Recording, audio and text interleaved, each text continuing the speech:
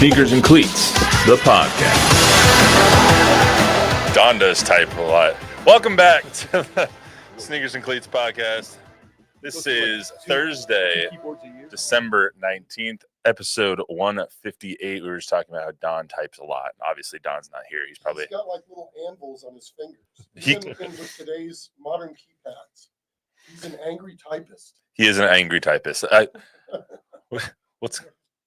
You don't hear him? Oh, I forgot to unmute Chuck. That's all right. That's probably the best thing you did all day. Anyway, Don's an angry typist. He's also not here to defend himself. Yeah, to defend himself. He'd be the first to tell you that he's an angry. No, typist. we have an IT Michael Seifert, our IT guy here. He literally gives Don the cheaper keyboards now because he goes through so many of them. Because I didn't know that. Yeah, he gives him the cheaper keyboards. Oh, that's fantastic. So like those colored keyboards that have the Avid keyboards, he doesn't give him those anymore because those are too expensive.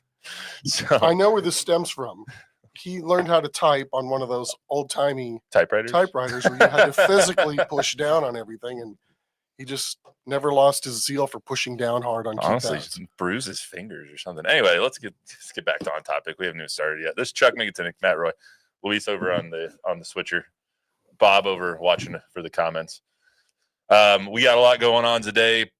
Gregg Popovich released a statement earlier this week for the first time since he suffered his mild stroke back, and I say mild just because mild is a relative term, back in November. So we'll get that statement plus the players' reaction plus our reaction to what they said. A lot of players in the NBA being linked to the Spurs through different organizations. A lot of trade. I'm hearing a lot of popping, Luis, in my ears. I don't know if that's being communicated. Anyway, a lot of players being linked to the Spurs for trade talks, I guess. Jimmy Butler, one of those guys. Colin Sexton being linked to the Spurs. I don't know if that's by the Spurs and showing any interest, or that's just media saying, oh, the Spurs would be a good trade partner, but we'll talk about that as well. Plus, a lot of stuff going on in college football that is not so good, I would say. A lot of adults making kids' lives harder, I would venture to guess that. I spoke to Jeff Traylor about it a little bit earlier this week. He had some interesting things to say, as he usually does. We'll get into that. Before we get started, I want to remind everyone to subscribe to the YouTube channel, News 4 and Fox SA. If you're so inclined, download, rate, review the podcast. Helps us out a lot. Before we get to anything, Chuck, I want to get to trivia, which I did not make very hard for you today. This shouldn't be too difficult. I knew that not hard is also a relative term. Yes. All right. Trivia is Gregg Popovich is the all-time wins leader in NBA history, but he's the third all-time in playoff wins. Who are the two coaches who have more playoff wins than Gregg Popovich? Phil Jackson. Ding, ding, ding. He's number one with 229 playoff wins, which is just an astounding amount. Jerry Sloan? Incorrect. You can get it though if you keep thinking about it. You can get it. I'll give you this. I didn't come here to think. So that neither did I, but here we are. The coach above that is second has one more playoff win than Gregg Popovich. He has 171. Gregg Popovich has 170. Red Auerbach? Now think more recently because they didn't have as many. They didn't have as many rounds of the playoffs back then. Both the Lakers and the Heat. Huh? Both the Lakers and the Heat. He did coach both of those teams. Spoelstra? Oh no, Lakers and Heat. Sorry. There you go. Okay. Pat Riley has 171. Gregg Popovich 170. You know what I didn't know is that Eric Spoelstra is actually fifth in all-time playoff wins, which is kind of crazy because he's only been coaching the Heat since 07, 08. Whatever, always there. Whenever that year was that Pat Riley stepped down. So he's always there. So Pat Riley, what a great man. Dude, Pat Riley is probably my favorite coach of all time. I'm a Heat fan, so that makes sense. But I love Pat Riley. I have one great short Pat Riley story. In the height of Pat Riley being Pat Riley, the good-looking dude with the cool hair, wins a bunch of ball games. I had an intern with me at shoot-around, and he'd never interviewed anybody. That's like, you want to interview Pat Riley? And the kid was like, yes. And so I, introduced myself to Pat Riley, who was walking off the court, and he gave this kid the best interview as if he was talking to Morley Safer. And it was just a really nice touch of humanity when you don't think that somebody of that ilk is ever going to show that kind of kindness to a budding journalist. And I don't know, I was just really, really, really impressed, and it made a very strong impression on me in terms of Pat Riley. Did the kid ask good questions? Yes, he did, but he was shaking the whole time and he was doing this. I mean, if I interviewed Pat Riley now, and I've been in the industry for a few years now, I would still be shaking. I'd be like, hello. So, Pat Riley was drafted by the Dallas Cowboys. I did know that, actually. You don't really think about it very And often. the story it's deep in the annals of my brain. Right. The story that he tells, though, is that the Cowboys wanted him to play cornerback, and he wanted to play quarterback. So he said, no, I'm going to stick with basketball. I mean, fair enough. Fair enough. Yes. It's also crazy to think that him and Phil Jackson, both two NBA players that turned out to be the greatest NBA coaches of all time, besides Gregg Popovich, obviously. Let's get to some Gregg Popovich stuff. So Monday, I'll just lay this out before we get out to any discussion about it or anything like that. So on Monday, we heard from Spurs coach Gregg Popovich for the first time since he suffered the milestroke back in early November. I believe it was November 2nd, just before the Minnesota Timberwolves game over at the Frostbank Center. Luckily, he was surrounded by a lot of medical personnel there. To this point, we've only heard from the organization and from the players and from Mitch Johnson about Pop, because Pop has not been available to be asked about Pop. This is the statement. Luis just threw it up for us. It says, in part, "This has certainly been an unexpected 6 weeks for my family and me as we work together on my recovery. I want to take a moment to share that the outpouring of support we've received during this time has been truly overwhelming in the best possible way." He went on to say, "No one is more excited to see me return to the bench than the talented individuals who have been leading my rehabilitation process. They've quickly learned that I'm less than coachable." A little bit of Coach Pop humor there, as he likes to fit in. So then on Tuesday, obviously, some of the players during their media availability were asked about Coach Pop in the statement. So this is what Stephon Castle, Jeremy Shohan had to say. Yeah, no, it's again, it gives hope. Again, knowing Pop, he's working hard. He's definitely watching the games. Probably trying to stay calm, but not always. But again, it's good to see that. It makes you smile. It makes you warm. I hope everything's going well, and he's working his ass off to get back on that bench. We've already encouraged Pop throughout this whole process. So that wasn't like a new statement to us. It was new to the public, obviously, but he's been giving us word. Just giving him encouragement, on his return. So, I don't know what the team's reaction to it was, but I'm happy that he's able to come out with a statement like that for the public. A little bit of mixed messaging from them, just because Jeremy said obviously it's encouraging, and then Stephon saying it wasn't encouraging for us. We knew that because we've been talking to him for a little while. Two things that really weren't addressed in the statement: when is he going to come back and how he's doing? But besides that, he does allude to him returning to the bench. In what capacity? We don't know any specifics to it, but he does say, "I'm looking forward to a return to the bench." He does say that, and I hope this is, I think, what we said at the very early stages of this, is that you hope physically he recovers and he's back to being the same old Pop that everybody remembers, right? And there's no physical challenges that he has to still meet. So grateful that he's doing better. That's my understanding that he is.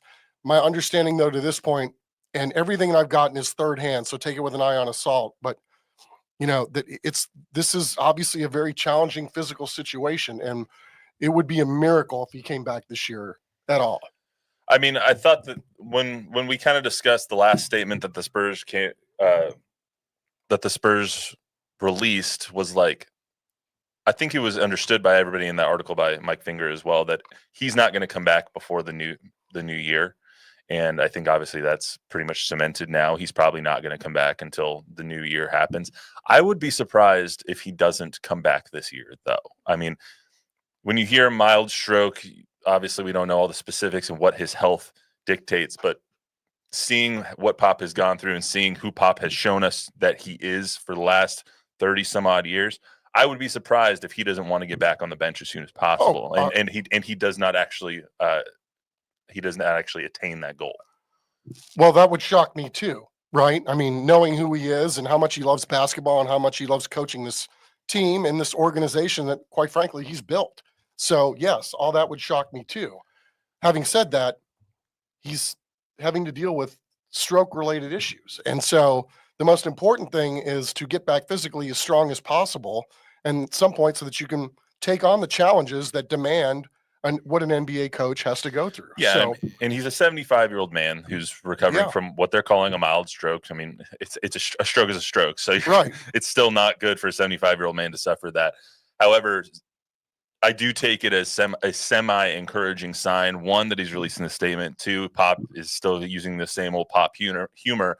And three, that he's very clearly still in communication with all of the players, all of the coaches, still has his finger That is fact. that it still has his finger on the pulse of what's going on inside the organization, still going on with his team day to day. I would be surprised if, when all of this is over, that we hear that Coach Pop did not talk to Mitch Johnson every day, or at least every other day, because of how much he is coaching not only the players, but is coaching Mitch Johnson and is coaching all of the players or all of the coaches on his staff. So I think that it is encouraging for me as someone who covers the Spurs, and I think it should be encouraging to Spurs fans that he is still in that constant communication with the players and the coaches. Yes, I agree. That is a positive, and we're grateful that that's exactly what's going on. But to me, it's in this press release, I don't want to infer anything from what isn't there. And you already pointed out what isn't there, right? How's he doing physically, and when is he coming back? Neither one of those things was there. So I don't want to read the tea leaves too far ahead. We're just hoping that Pop gets better and is able to make that decision to come back or not to come back, and he's perfectly physically fine and able to make that decision according to his will. Right. And I mean, without reading between the lines and just taking the words that we've heard and seen over the last 2 months at face value, he is going to come back. We don't know when he's going to come back, but he does allude to a return to the bench. And he has said in the past that this young team last year, the year before that, this year, has reinvigorated his will and want to coach. So like I said, I'd be surprised if he didn't return sooner rather than later. If he is out all year because his health does not allow him to come back, I think everyone would be okay with that because it's his health first. 100%. But I would be surprised if he does not. It should be the least, and I think it is, of Spurs fans' worries at this point. Yeah, I mean, the only thing that I guess I don't know. Sometimes the way the Spurs do their media and like display and divulge information bugs me, but I mean that's par for the course. We hadn't heard anything about Pop in what feels like forever, and it was right around Thanksgiving from what I remember.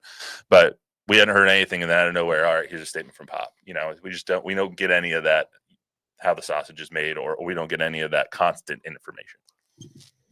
And you've dealt with that for years. Yes. So. I mean, I'm not going to tell them how to run their business. They're perfectly capable of figuring that stuff out on their own. But yes, at times the lack of transparency creates a spitballing situation where you're trying to figure things out, or you're having to get information second and third hand, and then at least formulate an opinion based on what you're hearing so that you don't accidentally take people into a narrative stream that doesn't necessarily exist. Right.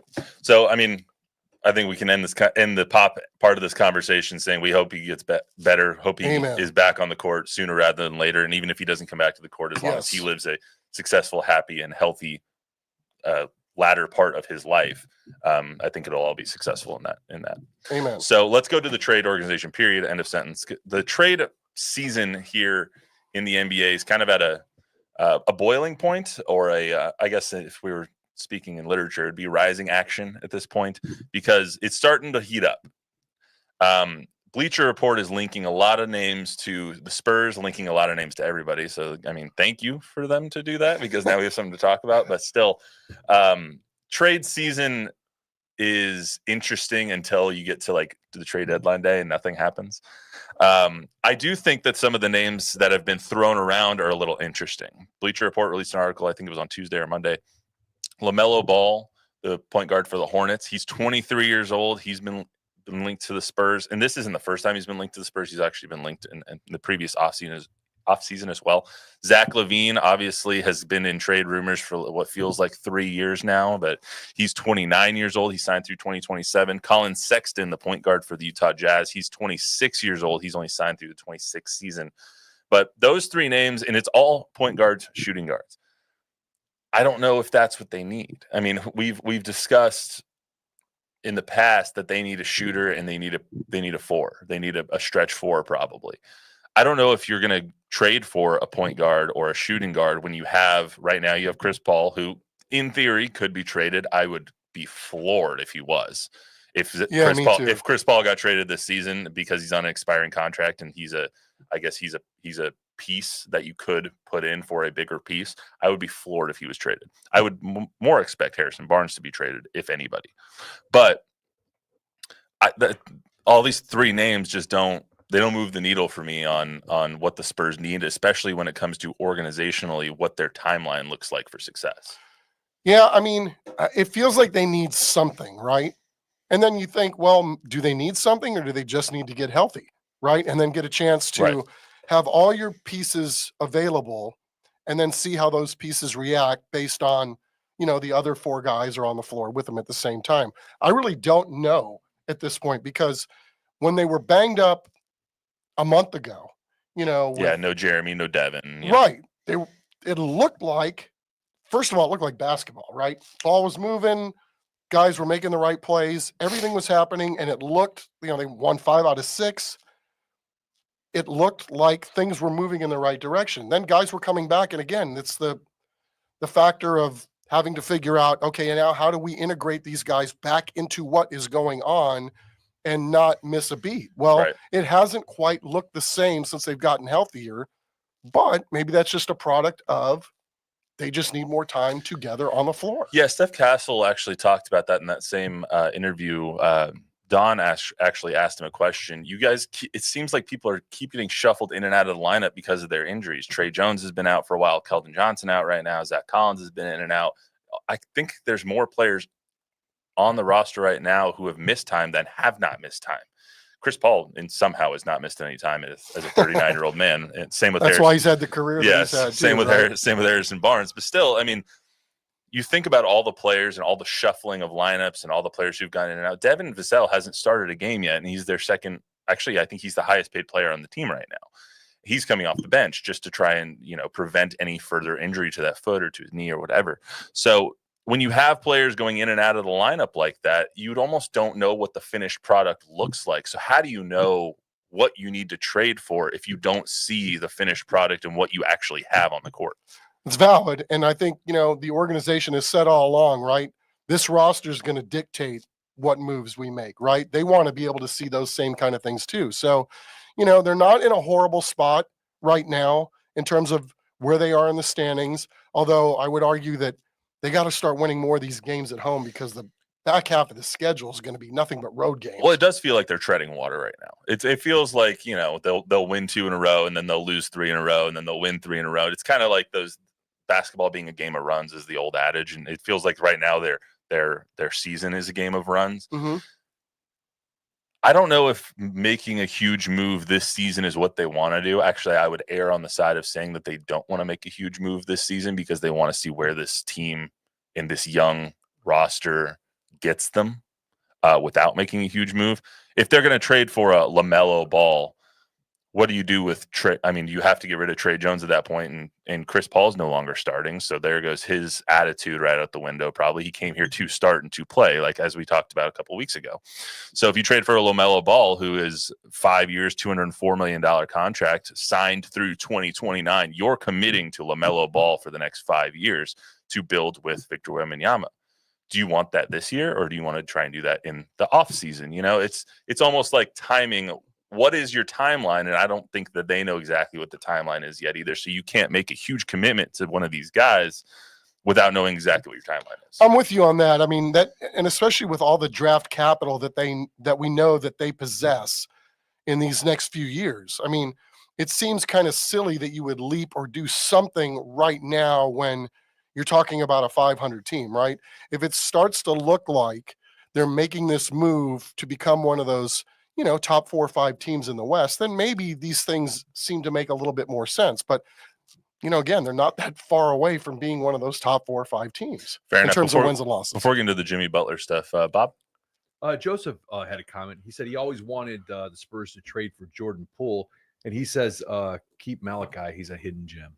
I like Malachi a lot. I mean, he looks like a good backup point guard. I don't know if he's ever going to be a superstar, but Jordan Poole, really? Jordan Poole, the guy who hold on. Jordan Poole, who got shuffled out of Golden State and has sucked for the Wizards. We're gonna talk about Jordan Poole. Well, that's who we want on this team. You can always call the Wizards he wasn't good. The vast wasteland. He wasn't good NBA. for Golden State either. God, the Wizards. How is it that they just can't get out of the gutter? I Dude, mean, you they look up suck. and they're so bad. Last I checked, they're sitting at 3 wins still. They might be. You remember the process 76ers who like set the all-time leading or all-time loss record? They might rival that. The Wizards might be the worst team I've ever seen in my life. Like the Washington. What was the team that used to play the Globetrotters in Washington? The Nationals? Yeah, was it? The Generals. The Generals. The yeah, Generals. There you go. What? I asked AI. It said Jordan Poole is considered a capable scorer. Okay. On a bad team. From AI's ear to God's ear. From Google AI to your ears. They were also linked today. ESPN. Not paying attention. No, he's not. Chuck actually brought water, so I don't have to hear me slurping. No, I don't have to mute his mic when you hear air going through the straw. Okay. Yeah. Anyway, is this what is it? ASMR? Is that what audio sensory? Is that the TikTok thing now? That's what the kids do. I mean, you're the digital guy. I ask you digital questions here. I'm an old man. Today's my birthday, by the way. Is it really? Is it actually? Bob, happy birthday, Bob. Birthday. We'll sing Bob happy birthday at the end of this.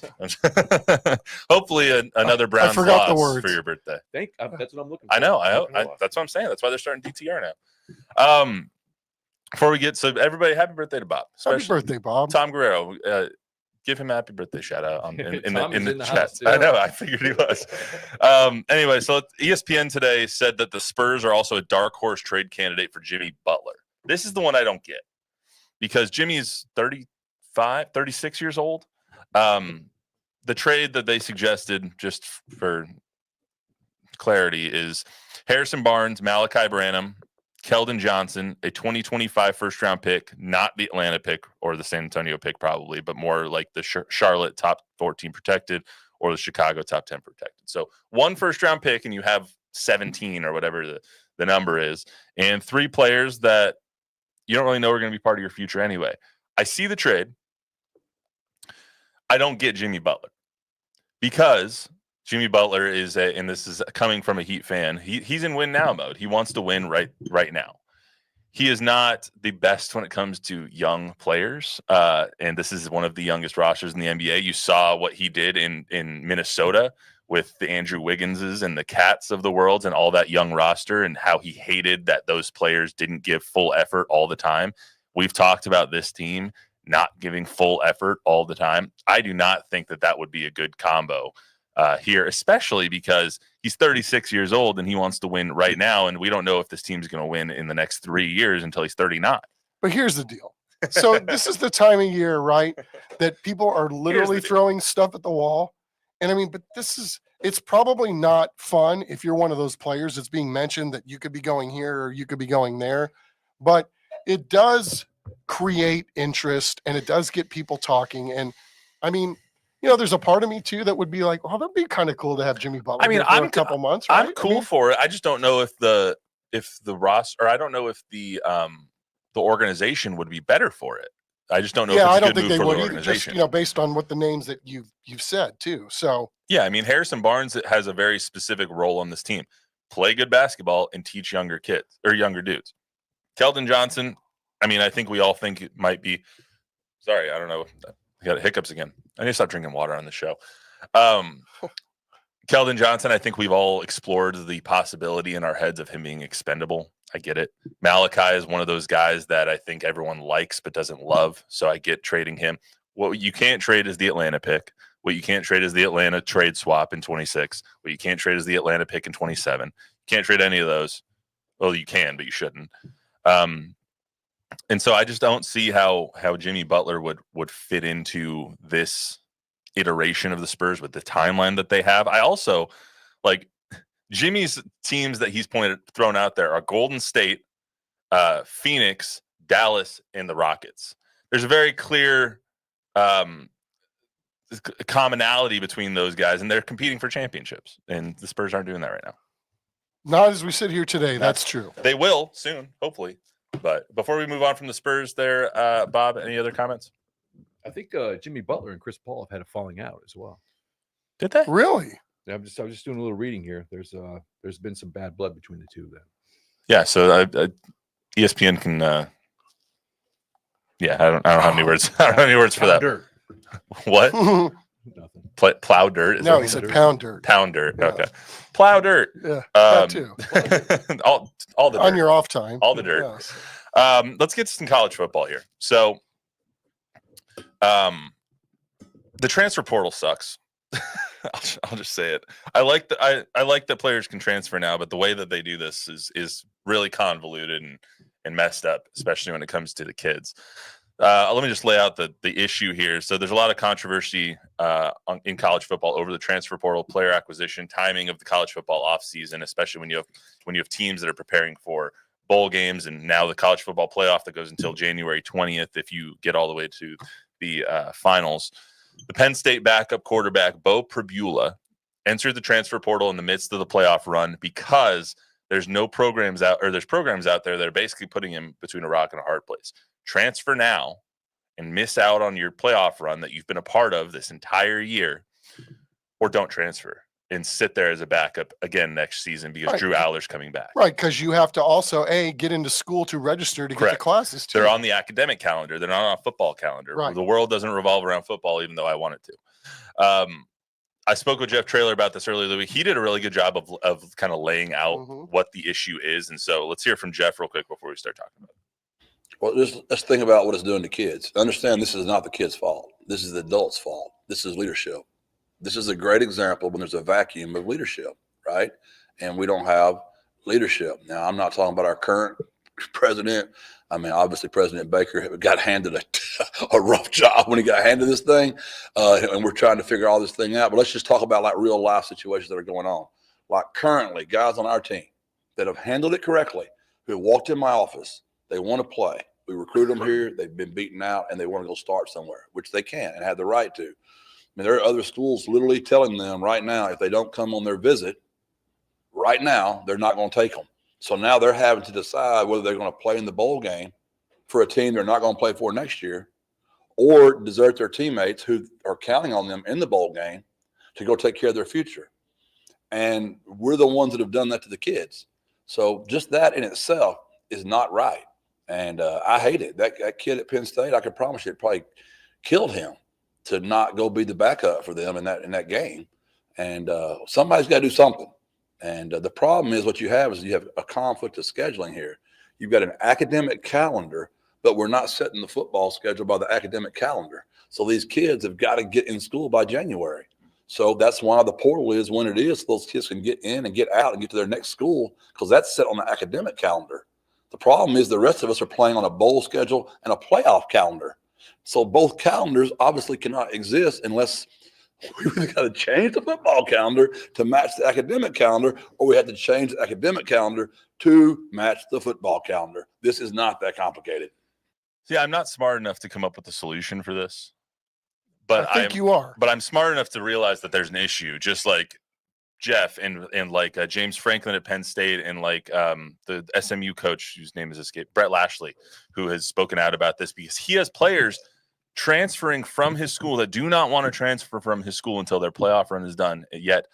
And they play on Saturday in the first round of the first ever expanded college football playoff. And he has players not being able to play in that game or suit up for that game because they are afraid of losing their opportunity to transfer to a new school next year. It's putting kids in a no-win situation. And we're all smart enough to realize that there's an issue, but no one's smart enough to actually come up with a solution. And no, let me rephrase that. No one's smart enough to actually institute a solution. We're all smart. They're smart enough to come up with them because Jeff just had one. He's just not in a position where he can implement that solution. It needs to come from leadership, which has not done that. Yeah, it's been non-existent at the hierarchy of the NCAA, but it is absolutely insane what's going on right now. I mean, if you take Texas, and let's say they get to the national championship game, sure, that's the hope of everybody around here. These kids are playing a 17-game schedule. That's an NFL schedule. You're talking about guys that, bodies who haven't fully developed yet. And, I always go back to my epiphany about how long an NFL schedule is and the difference between playing college football and playing professional football. With Trey Flowers, his rookie year in Seattle, he was in week 3, and it was the Seahawks-Cowboys game. We were up in Seattle.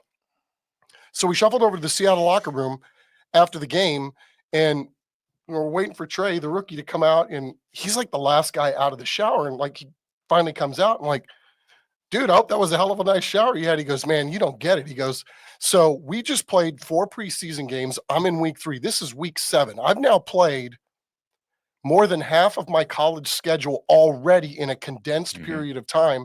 He goes, and I'm a rookie, so I played in all 4 of those preseason games. He goes, I'm already beat up. He goes, I was back there getting treatment, and I was getting all kinds of things so I can get ready to play the next week. And it's like, you start doing the math on some of this stuff. So what is the answer? Well, first of all, I think the easy one is let's start playing college football games in August. Earlier, yeah. Right? You have to move that up. Before the classes all start for the rest of the student body, you're playing maybe your non-conference schedule games then, and maybe that's a good way to, integrate kids back into school a little earlier. I don't know what the solution is, but we can't be playing a national title game 20 days into the next year when there's already another semester of college going on. I mean, it's insane. With how the transfer portal operates right now, there's 2 windows where the transfer portal is open. There's one spring window, and there's a winter window, which is the one we're in right now, from December 9th to December 28th. If you do not transfer in that window, you cannot transfer until the spring. Quinn Ewers is a great example. Quinn Ewers, he doesn't know whether he's going to enter the draft. He doesn't know whether he's going to play another year. He doesn't know whether he's going to transfer or not. Actually, maybe he knows. We don't. There is very substantiated reports out there that he is getting a $4 million offer from a Big Ten school. He is not in the transfer portal. He's preparing to try and go on a playoff run right now as the starting quarterback of the 5th-ranked team in the nation. Yet, his representatives are being contacted. We know that his representatives are being contacted about transferring, even though he's not in the portal. How is that okay? How do we expect a kid? Quinn Ewers is obviously one of the best quarterbacks in the nation, and he is transferred from Ohio State to Texas, and he is the lead quarterback, the starting quarterback of the 5th-ranked team in the nation. How do we expect a young man that is not a professional, in theory, to play and go on this playoff run without something else going on in his mind, especially when you have Arch Manning behind him, who is also being scouted and is not in the transfer portal? Yeah. Like it is the Wild West, and there is nobody stopping these coaches and these schools from doing shady crap. Right. And, they're not going to do it internally, obviously, because they're all doing the same thing, right? They're all talking to guys or talking to agents or whoever it is. I think it's going to come down to this too, Matt. I mean, at some point, you're going to have to make these kids sign contracts. Well, you're going to have to do a couple of things. You're going to have to make them sign contracts or limit their transfers. You get 2 free transfers. And then after that, you have to sit out a year. That's what it used to be like. And obviously it's not like that now. It used to be you have to sit out a year unless there's some circumstances where you don't. But you also have to have a commissioner of this stuff. You have to have somebody in charge of just the transfer portal and player acquisition and contracts and NIL, especially when you're getting into more of what is shaping up to be a salary cap aspect on this when it comes to revenue sharing. You're going to need somebody in control of this and who has the final say and who can actually make rules. Right now, there's no rules. There's no rules for anybody except for a brief transfer window period, and there's still ways around that. And now they're pouring even more money into the situation, which is going to create even more chaos. I mean, again, I think you have to make kids sign contracts. There has to be something binding that won't allow them to get out. I don't think you can limit kids transferring or have the number just on its face value, because how can you stop free enterprise or a guy? It's the old adage of, well, you don't make a doctor only practice in San Antonio if he wants to go practice in Dallas. I mean, it's, I don't know how you do that legally when it's talking about a player and whether he wants to play at school A or school You B. just need to make this better for the children, for the kids. Like these Amen. are young adults. This Ryan Williams is a 17-year-old kid playing for Alabama. You need to make this easier and better for them to get their education, and which we don't even talk about anymore is getting the education. You need to make this easier and better for them to actually play with their team, build the camaraderie on their team, and also create the best situation for themselves. I don't know what the complete and whole answer is, but I know that there is an answer, and that the NCAA needs to come up with how to dictate these terms. Well, I mean, I know that if you offered $4 million, I would not be depressed.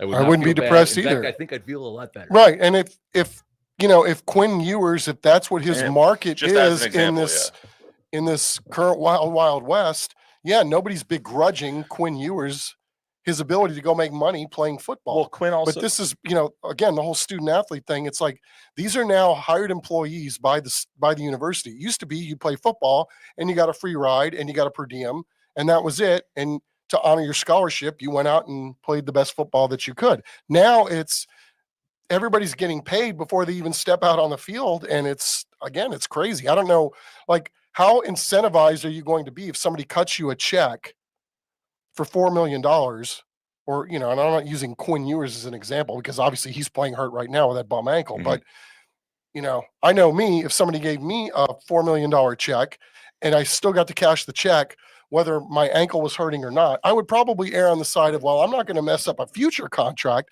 by going out and playing. And then, so you're not even really living up to the standards of somebody giving you that $4 million to begin with. Quinn might not be the best example just because he's going to play in the NFL. He's going to get plenty of money, even if he wants to stay in this environment for one more year and go take $40 million from Ohio State or whoever the hell's offering him. But a guy like Bo Pribula, who was a freshman this year for Penn State and has lived to play at Penn State his entire life, lived down the street from Beaver Stadium, is transferring now and is being forced to transfer because of the transfer portal and the window that the transfer portal has. Even though if they win, they don't play again until January 1st or 31st, or the December 31st, which is after the transfer portal closes. He has to basically bail on his team because he's trying to do what's best for himself. That we shouldn't be begrudging kids for doing what's best for themselves, even though like they want to play with their team until their season is done. They're not trying to bail on their team. We're forcing them to bail on their team. Yep. And it's a no-win situation for the kids. And I hate that's actually what's going on. Yeah. It's a no-win for a lot of schools right now, Yeah. for sure. On a separate note, before we get out of here, I love the other ruling that just came down that junior college players can now have 4 years of eligibility, and that their junior college years don't count against their NCAA eligibility. Did you see that yesterday? I did. Awesome. I think that's in the preliminary stages, right? They haven't rubber stamped that yet. But yeah, I mean, again, Awesome. I don't know that you should be able to limit people if they want to, go a certain route, or because of injury, they've got to play more years or whatever it is. I mean, the fact that we're even talking about limiting somebody's opportunity, especially at that level, doesn't seem to make a lot of sense. My question now is, do I now have 2 more years of eligibility? I think the answer is yes. See you guys. You're assuming somebody wants to pay you, Matthew. I got 2 good plays left. Last thing I wanted to bring up, because we're not here for next week. Did you see this morning that Woody Johnson nixed a Jerry Jeudy trade? Woody Johnson, the owner of the Jets, said no to Joe Douglas trading for Jerry Jeudy because Jerry Judy's Madden rating was too low. Wow. Did you see that? No, I didn't. It's insane. They're a worse run organization than your Browns, Bob. That's horrible. He nixed the trade because Jerry Judy's Madden rating was too low. So I guess Jerry Jeudy can thank Russell Wilson for that. I guess. I mean, I that's hadn't heard the most that. insane thing. That's such a definition of what a crap show the Jets are. Yeah, I wonder. I mean, I'm not denying the fact that somebody has put that in ink somewhere. It was a But story it from seems PFF today. Well, really true. Yeah. I mean, it's absolutely asinine. I mean, Joe Douglas will probably tell you now he's fired from the Jets. He'll probably crap all over Woody Johnson. But anyway, I saw that and that was the most insane thing I've ever heard. That someone's basing trades on Madden ratings. Anyway, that's all we got for you on the Sneakers and Cleats podcast. They're really interesting discussions when it comes to the college stuff, the Popovich stuff, and the trades for the Spurs. We will not have a podcast next week, not Monday or Thursday. First of all, we can't do it without Chuck, and he won't be here. Oh, next week. yes, you can. But secondly, it's Christmas and the holidays, so we're going to take the week off, give everyone a little reset, and everyone have a Merry Christmas and Happy Holidays. We will be back on January 28th. By then, hopefully, the Broncos have already clinched a playoff spot. So, got some big. My pick to be the AFC Championship game at the beginning of the year. Genius. Anyway. Even a broken watch is right twice a day. I don't know. You might be right once a day.